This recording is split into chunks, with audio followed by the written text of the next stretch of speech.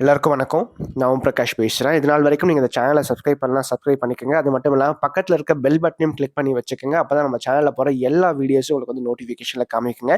அது மட்டும் இல்லாமல் நம்ம சேனலை பற்றினா அல்லது இந்த வீடியோவை பற்றினா நிறை குறை எதுவாயினும் கீழே கமெண்ட் பாக்ஸில் கமெண்ட் பண்ணுங்கள். என்னையும் திருத்திக்கிறேன். மேற்கொண்டு உங்களுக்கு பிடிச்ச மாதிரி நிறைய வீடியோஸும் நம்ம சேனலில் வந்து வரப்போகுது அப்படின்னே சொல்லலாம். சரிங்களா? ஸோ வீடியோக்குள்ளே போகிறதுக்கு முன்னாடி ஒரு லைக்கை போடுங்க. அதே மாதிரி இந்த வீடியோ பிடிச்சிருந்தா உங்கள் ஃப்ரெண்ட்ஸுக்கும் ஃபேமிலிக்கும் ஷேர் பண்ணுங்கள். வாங்க இப்போ வீடியோக்குள்ளே போகலாம். இந்த விட நம்ம என்ன பார்க்க போறோம் அப்படின்னா, விருச்சிக ராசி அனுஷ நட்சத்திரத்துல பிறந்தவங்களுக்கு 2026ஆம் ஆண்டு புத்தாண்டு பலன்களை பத்தி நம்ம தெளிவா பார்க்க போறோம். இந்த புது வருஷம் இவங்களுடைய வாழ்க்கையில எப்படிப்பட்ட ஒரு மாற்றங்களை கொடுக்க போகிறது, என்னென்னலாம் இவங்களுடைய வாழ்க்கை நடக்க காத்துட்டு இருக்குன்னு சொல்லிட்டு தெளிவா பார்க்கலாம் வாங்க. விருச்சிகம் அனுஷ நட்சத்திரம் காலபுருஷனுக்கு 8வது ராசியா வருங்க. விருச்சிகத்துடைய அதிபதி யாருன்னு பார்த்தீங்கன்னா செவ்வாய். அனுஷனுடைய அதிபதி யாருன்னு பார்த்தீங்கன்னா சனி பகவான். சனியினுடைய நிலை அப்படின்னு பார்க்கும்போது ராசிக்கு 5ஆம் இடத்துல சனி பகவான் அமர்ந்திருக்காருங்க. 2026 முழுக்கவே சனி வந்து 5ஆம் இடத்துல தான் இருப்பார்.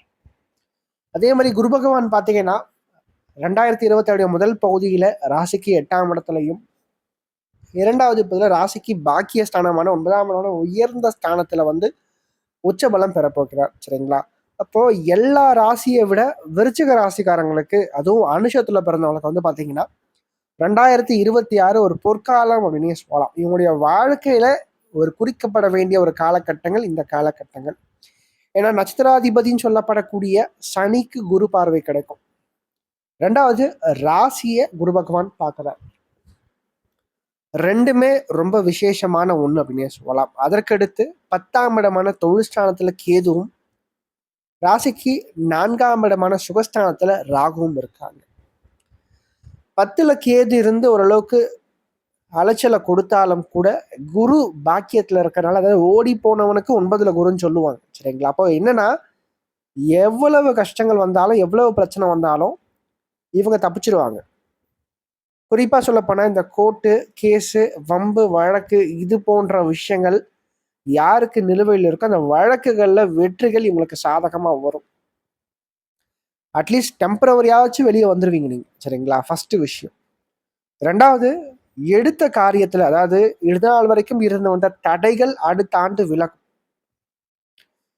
அதிர்ஷ்டம் இல்லாத ஒரு மாதிரி வாழ்க்கையில ஒரு சலிப்போட ஒரு விரக்தியோட, என்னடா இது வாழ்க்கை, அரைச்சமாவே திரும்ப திரும்ப அரைச்சிட்டு இருக்கோம், என்னடா இது வாழ்க்கை, நமக்கு மட்டும் ஏன் இவ்வளவு பிரச்சனை நடக்குதுன்னு சொல்லிட்டு புலம்பிட்டு இருக்கிறவங்களுக்கு அடுத்த ஆண்டு நிச்சயமாக சாதகமான ஒரு வருஷமா உங்களுடைய வாழ்க்கையில இருக்க போகுது அப்படின்னு தான் நான் சொல்லுவேன்.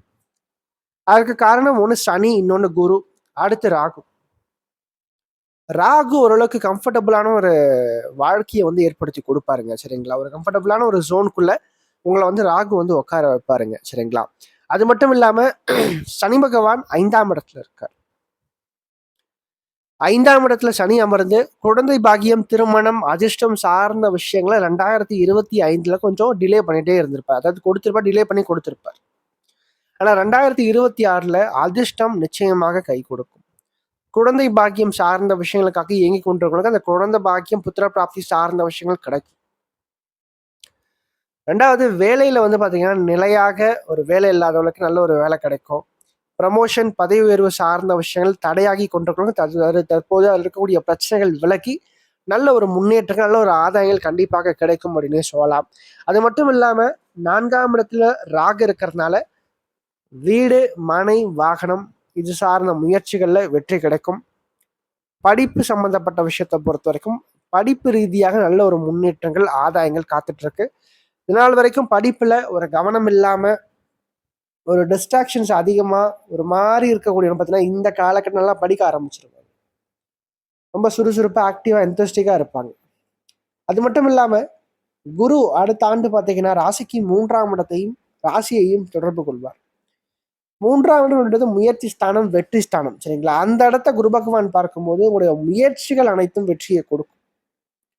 சமுதாயத்துல உங்களுக்குன்னு சொல்லிட்டு ஒரு அங்கீகாரம் கிடைக்கும், ஒரு பெயர் புகழ் கிடைக்கும்.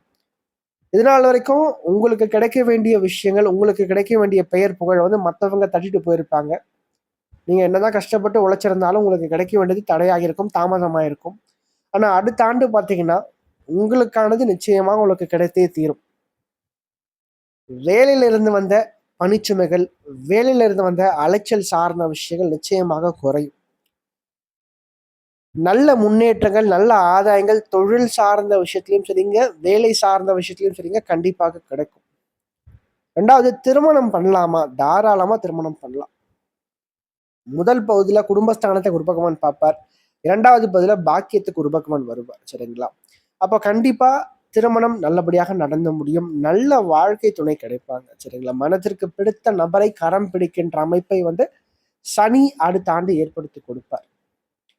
அது மட்டும் இல்லாம 2026ல நிறைய ஆன்மீக பயணங்களை அதிகமாக மேற்கொள்ள போறீங்க. ஏன்னா சனியும் ஆன்மீகத்தை குறிக்கின்ற கிரகம் குருவோட வீட்டுல உட்காந்துருக்கார். அதுவும் ஒரு காலபுருஷனுக்கு 2ஆம் இடம். ஆன்மீகத்தை குறிக்கின்ற குருவும் உச்சம் பாக்கியத்துல. அவ கண்டிப்பா கோயில்களுக்கே போகாதவங்க கூட நிறைய கோயில்களுக்கு போக ஆரம்பிப்பீங்க. ஆலய வழிபாடுகள், ஆலயங்களுக்கு சுற்றுலா மாதிரி போயிட்டு வர்றது, புனித யாத்திரைகள் மாதிரி போயிட்டு வர்றது, குருமார்களுடைய ஆசீர்வாதம் கிடைக்கிறது, இது போன்ற விஷயங்கள்லாம் கண்டிப்பாக அடுத்த ஆண்டு நடக்க காத்துட்டு இருக்கு. நிஜமாவே நல்லா இருக்குங்க. விருச்சிக மனுஷத்தை பொறுத்த வரைக்கும் அடுத்த ஆண்டு சூப்பரா இருக்கு உங்களுடைய வாழ்க்கையை பொறுத்த வரைக்கும். குறிப்பா ஜூன் மாசத்துல இருந்து நல்ல ஒரு ஏற்றங்கள் நிச்சயமாக காத்துட்டு இருக்கு அப்படின்னு சொல்லலாம். சரி, 2026ல யார் மூலமாக அதிர்ஷ்டம் கிடைக்கும் அப்படின்னு பார்க்கும்போது ஃபர்ஸ்ட் ராசிக்கு சுகாதிபதி 5ஆம் இடத்துல உட்கார்ந்து இருக்கிறதுனால இந்த காலகட்டங்கள் உங்களுக்கு உடன் பணிபுரிகின்ற சக ஊழியர்களால உதவிகள் கண்டிப்பாக கிடைக்கும். மூத்த அதிகாரிகள் கிட்ட நல்ல ஒரு பெயர் கிடைக்கும், நல்ல அங்கீகாரம் கிடைக்கும். அதாவது இந்த காலகட்டத்தை பொறுத்த வரைக்கும் தாயார், தாய் வழி உறவுகள் சார்ந்த வழியில உதவிகள் கண்டிப்பாக உண்டுங்க. அதே மாதிரி ராசிக்கு 2ஆம் அதிபதி பாக்கியத்துல உச்சம் பெற்ற அமைப்புல குடும்பம் உங்களுக்கு துணையாக இருக்கும். எத்தகைய சூழ்நிலையும் ஃபேமிலி உங்களுக்கு சப்போர்ட் பண்ணும். குடும்ப உறவுகளால் ஒரு சில ஆதாயங்கள், நன்மைகள் அந்த கஷ்டப்படுற நேரத்துல கண்டிப்பா கிடைக்குங்க உங்களோட வாழ்க்கையை பொறுத்த வரைக்கும்.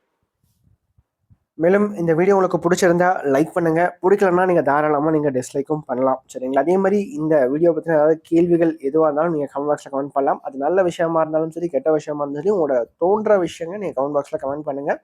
அது சரியா இருந்தா இன்னும் எனக்கு பூஸ்டப்பா இருக்கும். அது தவறான ஒரு இதுவா இருந்தா நான் அதை திருத்திக்கிறேன். சரிங்களா? நன்றி, வணக்கம்.